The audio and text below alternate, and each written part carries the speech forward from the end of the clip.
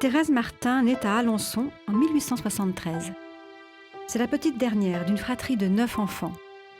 Son père est horloger et sa mère dentelière. Petite fille vive, gaie, sensible, Thérèse a 4 ans et demi lorsqu'elle vit un grand drame. Sa mère meurt d'un cancer du sein. Devenu veuf, M. Martin décide de déménager et d'aller vivre avec ses 5 filles à Lisieux. En 1882, Pauline entre au Carmel, suivie quelques années plus tard par sa sœur Marie. Le 25 mars 1883, Thérèse tombe gravement malade. Mais le jour de la Pentecôte, elle est guérie en contemplant le sourire de la Vierge Marie. Avec beaucoup de sérieux, elle prépare alors sa première communion et sa confirmation. Mais elle se sent toujours mal et traverse une grande crise intérieure dont elle sera guérie au cours de la nuit de Noël 1886. Au retour de la messe de minuit, son père manifeste de l'ennui devant l'usage enfantin de mettre les souliers devant la cheminée. En montant l'escalier, Thérèse parvient à dominer ses larmes et redescend comme si de rien n'était. Elle évoquera toujours cet épisode plus tard comme une véritable conversion. Quelques mois plus tard, elle sent à son tour l'appel du Carmel, mais elle n'a pas encore 14 ans. Devant le refus catégorique de l'aumônier et de l'évêque, elle profite d'un voyage en Italie pour solliciter l'autorisation du pape.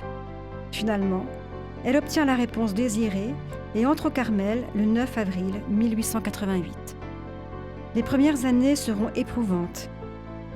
La vie quotidienne, le froid, les longues heures de prière dans une sécheresse spirituelle complète, tout cela ne la décourage pas, même si elle souffre beaucoup. Car la jeune carmélite a un grand désir, elle veut être sainte.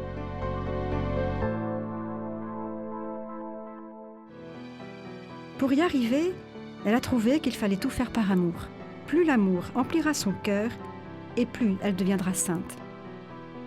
Thérèse a trouvé le meilleur moyen d'aller à Dieu, comme un enfant dans la confiance, sans crainte et sans effort, en lui offrant ses faiblesses et pour qu'il agisse en nous, à notre place.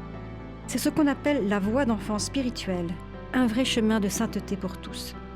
En 1896, Thérèse commence à cracher du sang. Elle meurt en 1897, emportée par la tuberculose, prophétisant humblement qu'elle passerait sa vie au ciel à faire du bien sur la terre.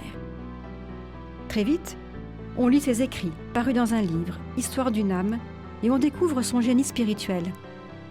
Thérèse attire aujourd'hui des millions de croyants et de non-croyants du monde entier. Ses reliques parcourent les 5 continents, elle convertit les cœurs et apaise beaucoup de souffrances. Proclamée patronne des missions en 1927, elle a été déclarée en 1997 docteur de l'Église.